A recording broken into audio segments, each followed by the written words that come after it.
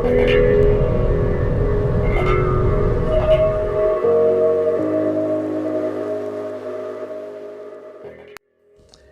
guys, welcome to my channel. It's Iwa behind the camera, and compliments of the season to you all. Truly appreciate that you're here. That means you're alive. Welcome to 2022. I appreciate that you're here today. I mean, all the best for 2022 and the years ahead, eh?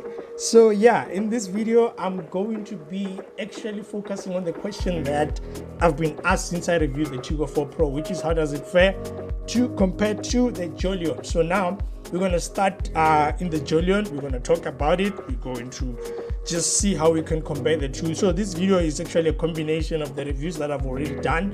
If you want to watch those reviews separately, I'll leave the link below so that you can be able to go there, watch, ask anything you need to ask, subscribe, comment, talk to me. I mean, that's how we're rolling here. So yeah, without then wasting more time, then let's just hit the road and then we'll take it from there. Alright, so we're going to compare the Jolion Lux with the Tiggo 4 Pro SE because those are the ones that are at least within the same bracket. This is not the top spec. The top spec is Super Lux, but it's way out of price range because it's like close to 400,000, or it was by the time we reviewed the Tiggo 4 Pro. Now it's above 400,000 because Haval has adjusted the pricing, and for the year I think they increased like all the cars by 10,000. I stand to be corrected, but this car, the time I reviewed the Tiggo 4 Pro, which is in December, it was costing around 368,000, but now it's around 378.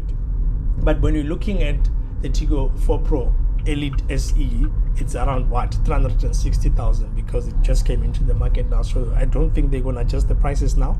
So now when we're looking at the Jolion itself, I'm gonna talk about the Jolion just on this drive, and then when I jump to the Tiggo 4 Pro, then we're going to be talking about both these cars in terms of how the Tiggo 4 Pro then fares compared to the Jolion. So this Jolion, when I looked at it initially, I looked at it in a sense that I need to compare it to the H2 because it was coming in that sense that it's an improvement from the H2, and now I just need to talk about it like as a vehicle on its own before we even get to the Tiggo 4 Pro, because it's one of the best-selling vehicles, I think, for Haval.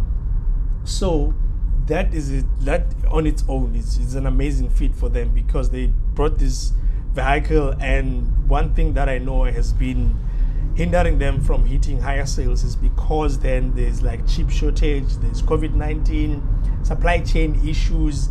Wherever you go looking for a Jolion, especially if you're looking for Lux or Super Lux, you're likely going to struggle because they're still fighting the supply chain issues. And it's not only Haval, but it's almost everywhere. I went to Toyota the other time and they were talking about the LC300 Land Cruiser that came. It's like, I think the waiting period was almost 5 to 6 months at the time. I don't know about now, but that's how bad it is out there. So that's one thing that I know is happening around. So now with the Jolion, as a car itself, my sentiment hasn't changed, luckily. As a car itself, compared to the competition out there, I've driven a lot of cars after I've driven this car. And mainly, basically, I've been comparing it to the like premium cars more than the segment that is below, because the segment that is below has a lot of plastics, and that is not where this car is falling in, because this car feels way more premium. I understand the price. If I remove the price altogether, this car feels way more premium, and you are likely going to compare it with premium cars than actually looking at it in a sense that, okay, it's 300 and something, maybe I need to look at a Nissan Magnite, maybe I need to look at Kia Sonet. No, I haven't looked at it in that way because of the layout, the design, the way it feels. I mean, I still have the same sentiment that it's one of the most comfortable cars. It's one of the most premium looking, premium feeling to the hands. Hence, when I'm thinking sometimes, I'm thinking, okay, I need to look at much more expensive cars to see then how are they faring compared to that cheaper car. Okay, so now I remember the other time I was driving the C180. I had that car for like a week, and the way that car was shocked me in a sense that I'm thinking, I looked at the second-hand prices for that car, and people were paying like what, 650 or somewhere there.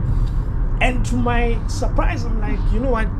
Honestly, this is my opinion. Don't kill me on it. I don't think that quality, the quality of that car, is actually at the level where, when I'm thinking of the Jolion, I can say it's 650 because, and hear me out, it's because I'm saying, if the cars like Jolion were not here, we were never gonna know.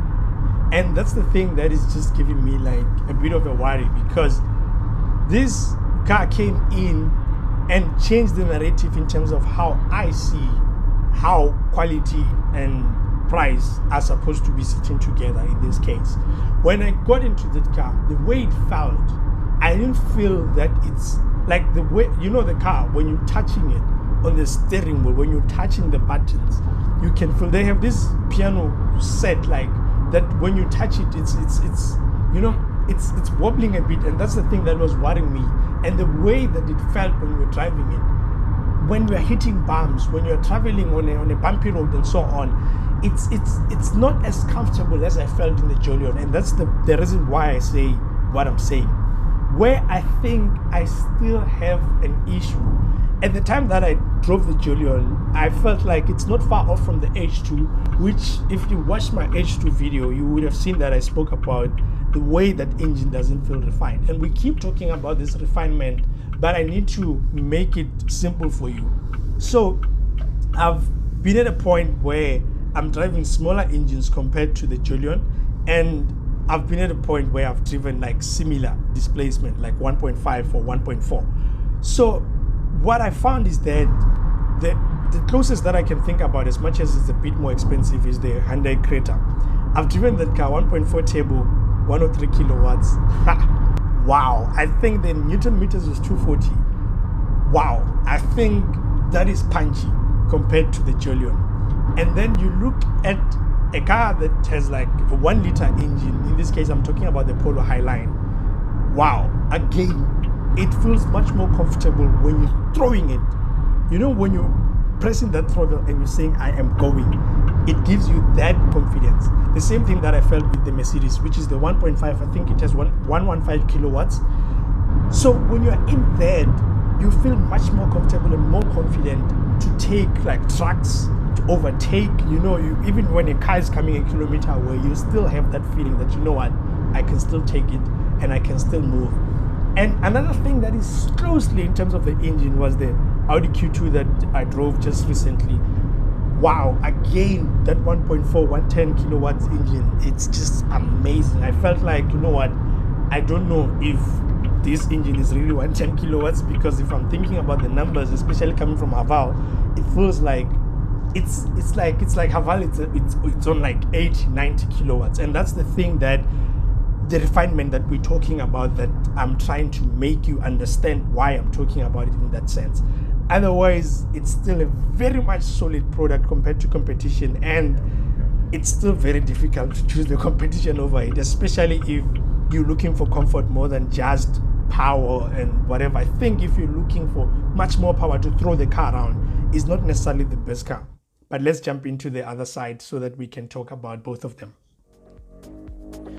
All right, so now we are in the Tiggo 4 Pro Elite SE, and now it's time for us to do that direct comparison between this car and the Jolion, because this question, I've been avoiding it for quite some time, and I was like, you know what, let me just do a video, because I have to talk about it at some point. A lot of people have asked me, how does it fare compared to the Jolion, and I had to jump around, but let's just see how it goes. So yeah, let's be on the way and talk about the two cars. All right, so when now I'm looking at this car, the first thing that I noticed, if you looked at the Jolion video and you listen to the engine sound, that's something that maybe on the microphone you're not going to pick it up as I picked it up, but the engine sound coming in the cabin from the Tiggo is way much more comfortable than the Jolion. In the Jolion, you feel like it's screaming a bit to say, you're hitting me, you know, you're hitting me. But in here, it's giving you that push me just a little bit and you'll see. I don't know if it's the way this CVT is mated to this 1.5 table, but even if I'm thinking about the other CVTs that I've driven, so far I've been in the Magnite, I've been in the Corolla Cross. This is the best CVT that I have ever driven.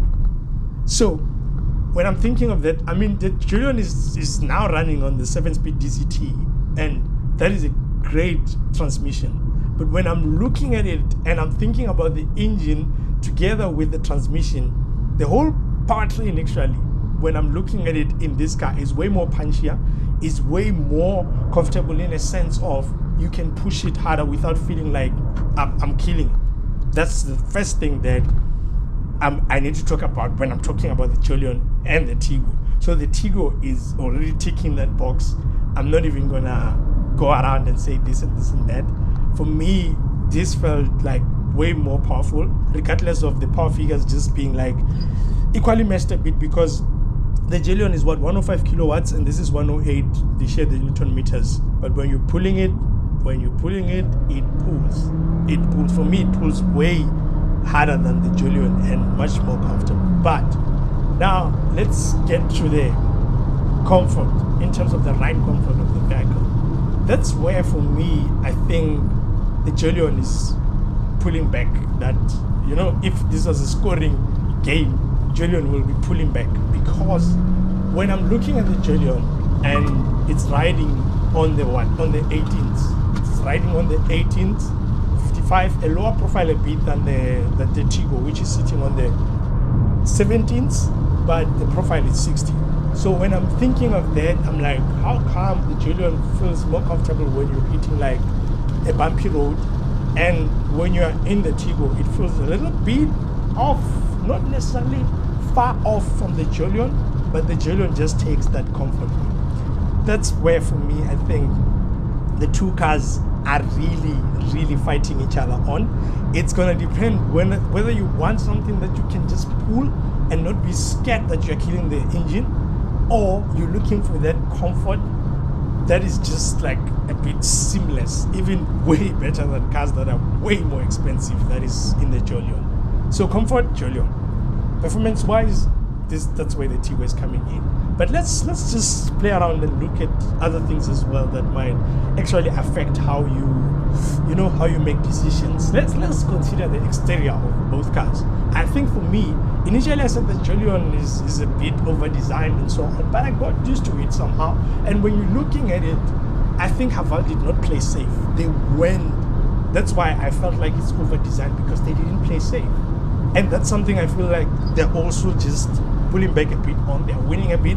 And when you're considering that it's sitting on panoramic sunroof, this one is sitting on a normal sunroof. And when you're looking at the exterior design, this is a great looking car. I can't even fault it on much. You know, it has this smoked rims, like red calipers and so on. It's a nice looking car, but it's still safe. You can't blame it on anything. Like, they went for a safe design that is modern, and Haval went for that bold one, and it came out to just be one of the nicest looking cars on the road. I mean, that's what it is. And then now when you're looking at the interior itself, for me the Jolion is much more plush than the Tiggo, because the Tiggo, you know, it's yes, it's plush, I can see that, but there's something about the simplicity in the Jolion that is just a bit just more, you know, just more, I don't know how to put it, man, but it's more plush, it's more simple, it's more, you know, that shift by wire and the way it is, the layout. I think it's a little more simple, and simplicity prevails in this case. So now looking at the dimensions, the Jolion is a bit more stretched, a bit more lengthy compared to this one, but they're not that far. The other one is around 4.5 meters, the other one is around 4.3. And when I'm looking at the boot space, they are not far off as well. The Tiggo is taking that one by just 3 liters according to the numbers. And remember, the boots are going to depend on how they are like placed and all those funny things and so on and so on. The quality of the materials, I think that's where then they're just almost the same. What I noticed though is that the Haval on the actual driver's door and the doors, like on top, they have like hard materials, but the Tiggo has like softer ones. So yeah, man. And when I'm looking now at the technology, I think they are almost equally matched because they share a lot of technology. It's just the difference is like in here you have ambient lighting, in the Haval you don't have intelligent voice control. In here in the Haval you don't have, and then in the Haval as well you find that you have things like fatigue detection that you don't have in here. It's mostly the nice to haves, not necessarily like everything that you need. But overall, I think it's going to be a tough one between the two in terms of just deciding just on the go as to which one do you want to pick. At the end of the day, I think the things that are going to decide this particular thing is going to be the service you get from the dealership, availability of cars probably, because then now currently some cars are just not available. If you're looking for like the warranty, that's just a 1 million warranty, you'll never find it anywhere by the Chery. And the extra 17k that you get him from the Haval as well, currently it might influence some of the decisions that people are making. And yeah, when I'm looking at it, Haval might also edge the Chery when I'm considering short term, because then now people are already more used to the Haval than the Chery. And you know, people in Chery, they just love that thing of established brand. And between Haval and Chery currently, Haval is more established. Otherwise, these two cars are just so closely matched that I would also scratch my head if I was looking for them. So for me, the overall decider here is the performance and the comfort. Haval is taking the comfort, Chery is taking the performance. Everything else, I don't find it to be much more different, because even if I'm looking at the maintenance that you're going to be doing, the running costs and so on, you're looking at both of them have 5-year service plan for 60,000 kilometers. So I don't see much difference. The warranty, the 100 and 150 in Chery might also influence some of the people, but I don't see that much difference in how people run cars over 5 years unless you travel a lot. That 1 million engine warranty kilometer though is a good one for Chery. So overall, I hope I tried to resolve some of the things that people wanted answers on. Otherwise, thank you very much for watching. I truly appreciate it, and I am out.